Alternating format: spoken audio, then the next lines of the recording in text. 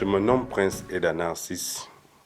Je suis Gabonais installé au Ghana, étudiant en Master 1 en mécanique industrielle. J'ai fait mon petit bout de chemin depuis que je suis arrivé à Accra, cela fait quelques années.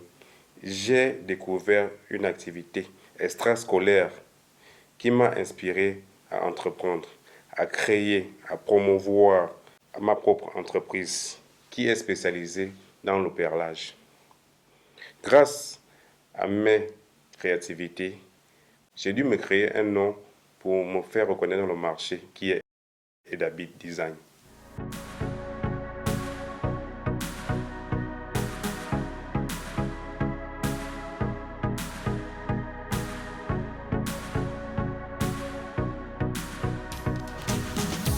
Je me nomme Prince Eda Narcisse, de nationalité gabonaise. Je suis célibataire.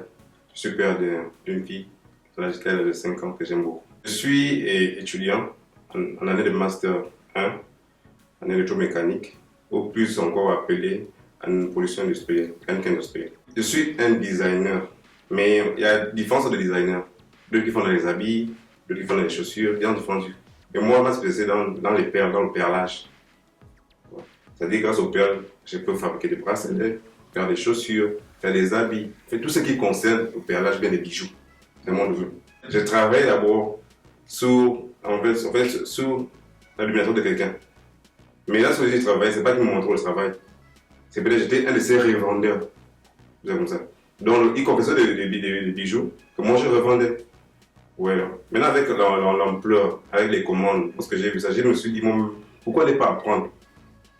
Que moi, je puisse. Ce que les gens demandaient, ils n'avaient pas rien à faire. Parce que moi, je suis francophone et je travaillais en dessous d'un anglophone. Donc, vous voyez qu'il y a une certaine différence de culture.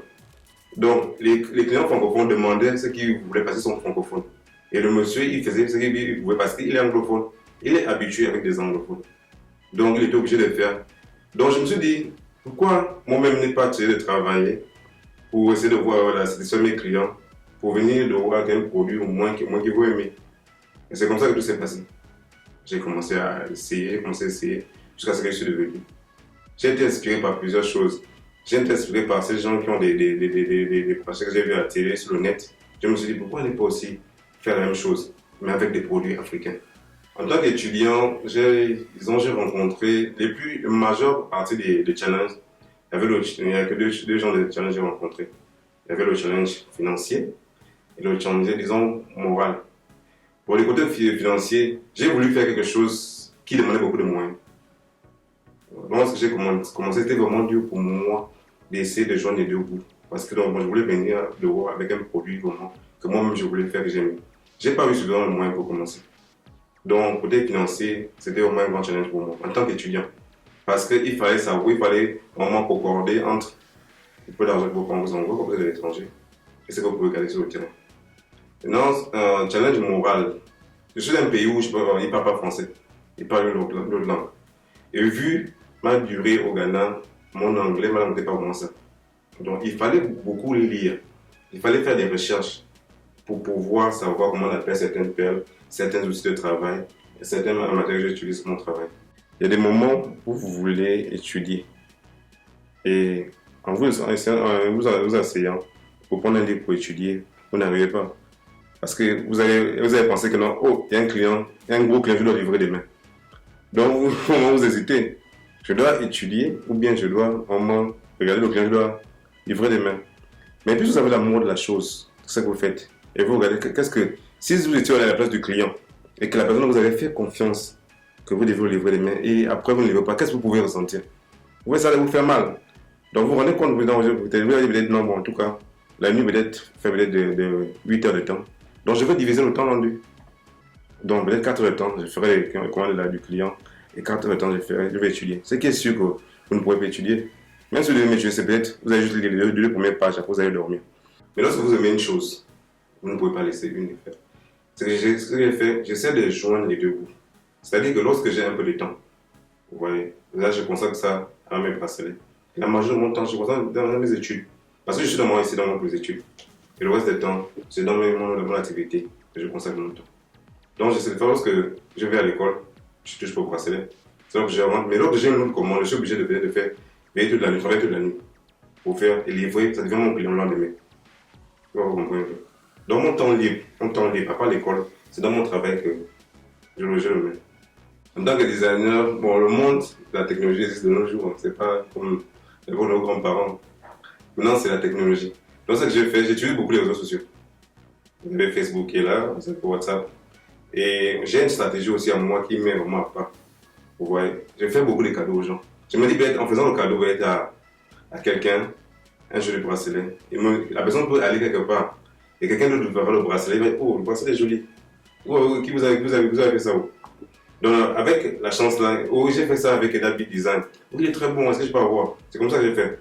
Si j'ai une grosse commande, un gros client, je me range à faire au client lui-même des bracelets gratuits.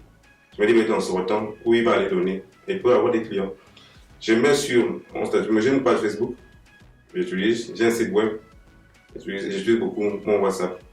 Et en tant que francophone au Ghana, on a la chance d'avoir ces groupes de vente entre nous les francophones. Ils font en sorte qu'on peut valoriser. Si vous avez un produit en promouvoir, vous pouvez le faire passer à l'intérieur. C'est comme ça que j'ai fait pour avoir des clients. Mon meilleur souvenir, c'est lorsque j'ai dû voyager pour aller à Abidjan, juste pour aller montrer à quelqu'un comment faire, en fait, comment changer quelque chose. J'ai dit mon meilleur souvenir parce que le souvenir est accompagné de plusieurs choses que je ne peux pas dire maintenant. Mais sauf que ça a été vraiment une expérience pour moi. On vous appelle quand on a besoin de vous. Je suis allé, en fait, quand je suis allé, la personne a payé tout le pays. J'étais bien logé. Ça a été l'un de mes meilleurs souvenirs. Mauvais souvenir en tant que designer, c'est lorsque un meilleur ami m'a vraiment fait confiance. En fait, pour son événement de mariage, il m'a tout confié. Le design, ses colliers, pour lui et sa femme. Mais en fin de compte, j'ai pas pu respecter le délai. Donc ce qui fait, j'ai tout gâché. Imaginez-vous que quelqu'un vous donne votre responsabilité, c'est vous qui occupez de ça. Et le jour où vous devez, vous n'avez pas. Et la personne se retrouve peut-être à aller se marier, en fait, changer d'accoutrement à cause de vous. C'est mon mot. En fait, j'étais dessus. Jusqu'à ça me fait mal. Pas pourquoi, à chaque fois, j'ai fait un même bracelet. Quelque chose de nouveau. Je dédie toujours ça dans sac à dos. Pour pouvoir m'excuser, quoi. C'était mon mauvais souvenir. Comment l'entrepreneur doit se comporter? Je dirais qu'un entrepreneur doit être quelqu'un d'abord de concentrer. Il doit être concentré. En fait, il doit être autodiscipliné. Et troisièmement, il doit savoir se mettre dans la peau du client. Parce que c'est comme les gens négligent ça. Quelqu'un prend sa responsabilité, vous appelez, vous confiez un travail, mais après vous le décevez.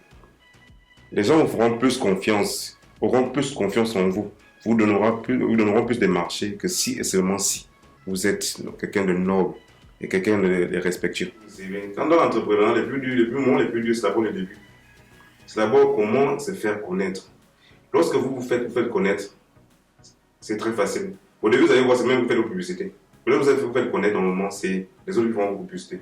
Donc, de ne pas avoir peur d'investir et de ne pas hésiter. Même si vous avez une petite idée, quelque chose comme cela, ne négligez pas l'idée là. Parce que les idées, c'est Dieu qui donne les idées. Essayez les choses. Si ça vient vous lever un bon matin, ok, j'ai eu ça, cette vision, ou bien j'ai ressenti l'envie de faire ça. Les parents vont dire, bah, il n'y a pas de problème, allez-y à l'école. Mais on met l'école, essayez d'autres choses. Parce qu'on ne sait pas où dans le moment votre bonheur peut venir. On ne sait pas où dans le moment votre aide peut arriver.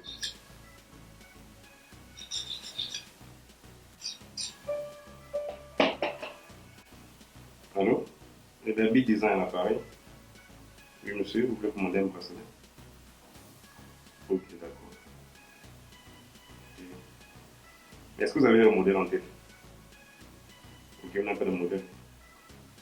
Ok, il n'y a pas de problème. Vous voulez un bracelet avec un prénom ou bien deux prénoms? Ok, deux prénoms, pas de problème. Et je vais vous envoyer les différents modèles. Bien, si vous pouvez aller sur ma page, le Derby Design, sur Facebook. Vous avez télécharger ce que vous modèle, vous aimez, vous m'envoyez ça. D'accord, pas de problème, vous faites tout de suite. D'accord. Ok, utilisez-moi le numéro WhatsApp. Oui, vous pouvez envoyer dessus, il n'y a pas de problème. D'accord. Ok, merci de vous avoir contacté. Mon mec, il veut la chaînette sur ce bracelet. Il veut le même modèle, il veut le même matin. Je vous profite. Donc après, après avoir reçu la commande, On va venir à l'usine, quoi. À l'usine où tout est fait. En tout à l'heure, on va aller là-bas. Et puis pour confectionner le bracelet.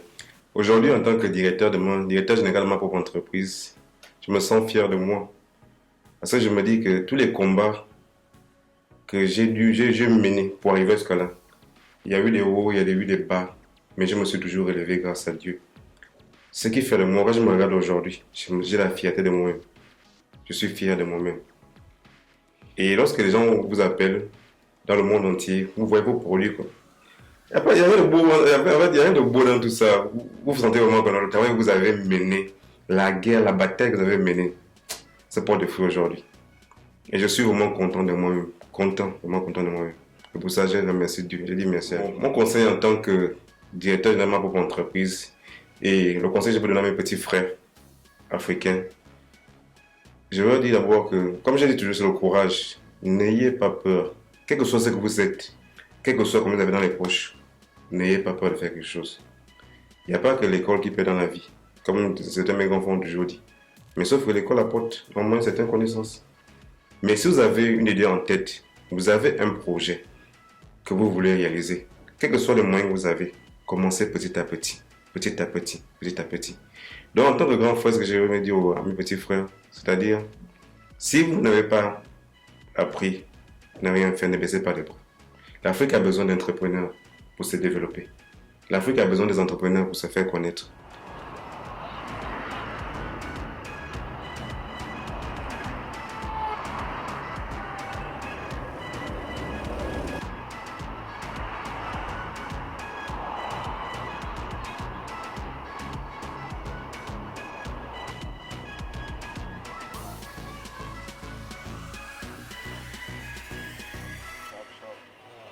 I know you get it too.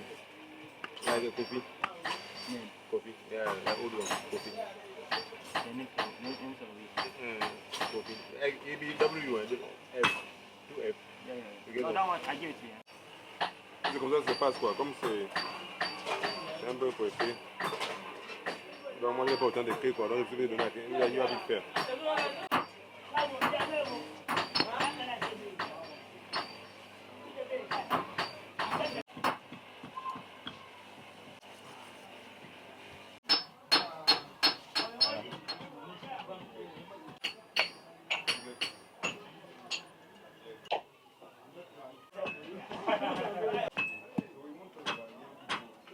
Je dis, voilà, c'est un exemple de bracelet.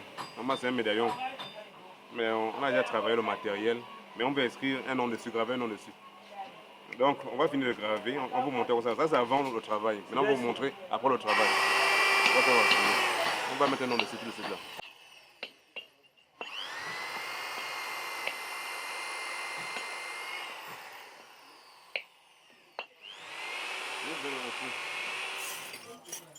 Different.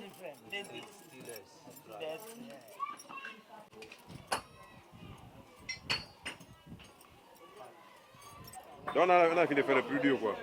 C'est-à-dire écrire, le nom est plus gravé. Normalement, c'est le gravage à la main qu'on a fait, mais aussi à la machine. Donc là, il reste le plus dur à faire, c'est-à-dire faire la finition, nettoyer, bien gratter, bien souligner le nom quoi. Comme ça, après, on va faire la finition. Donc demain, à la suite, on va vous montrer comment ça se présente quoi, la finition. Quand je rencontre un client, j'essaie de me mettre dans sa peau. J'essaie de lire ça client. Parce que moi, j'aime porter ça. J'aime porter ce que je fais. Et je me respecte beaucoup. Ça me fera de mal, peut-être, j'ai fabriqué quelque chose. Après, je remercie un client. Après, des clients m'appellent, me disent que non, mais si on va appeler, c'est n'importe quoi. Et tout et tout. Je dis non. Quand je fabrique quelque chose, je demande pour la constatation. Après avoir fait ma prière, parce qu'il faut toujours être spirituel. J'ai fait ma prière. Après, demander à Dieu la connaissance et tout le reste. Je me mets dans la peau du client. Et en faisant ce que le client veut toujours, j'essaie de faire le meilleur. Je vois la différence entre des bonnes choses et des mauvaises choses. Je fais toujours la différence et d'utiliser les bonnes choses, même si ça me coûte cher. Il peut arriver que le client me dise il a peut-être, disons, 2000 francs, des fois, il me voit un bracelet. Mais les choses que j'ai déjà à l'intérieur du bracelet dépassent même le prix qu'il m'a donné parce que je me dis que non, si c'était moi à sa place, comment je me sentirais? Donc, ce qui fait David de design quelqu'un de différent, c'est parce qu'il fabrique dans le client ce que lui-même il aime. Il donne des bons produits, il donne des trucs de garantie, des produits de garantie. On peut dire oui. Je le garantis. Ne cherche pas l'affaire peut-être plus pour de l'argent. Travaille avec amour.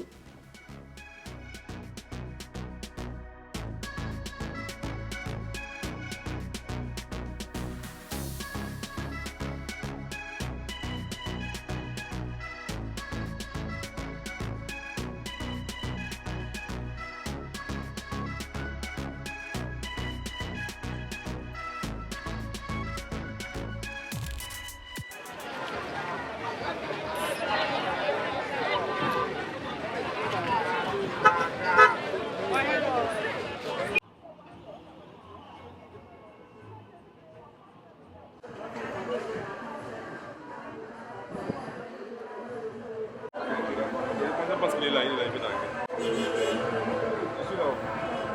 Monsieur, c'est pour votre colis. Non, ça va. Non, ça va vite. Là, c'est pour la saison est passée.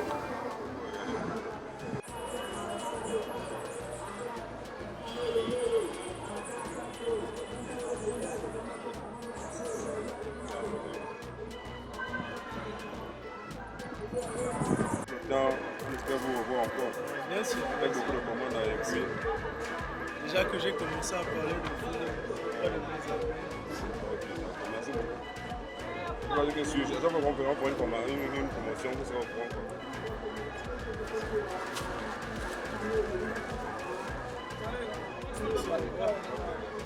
On a fini la livraison, maintenant ça va être à rentrer maintenant. Allez avoir d'autres clients. Parce qu'il y a d'autres clients, il faut livrer à domicile.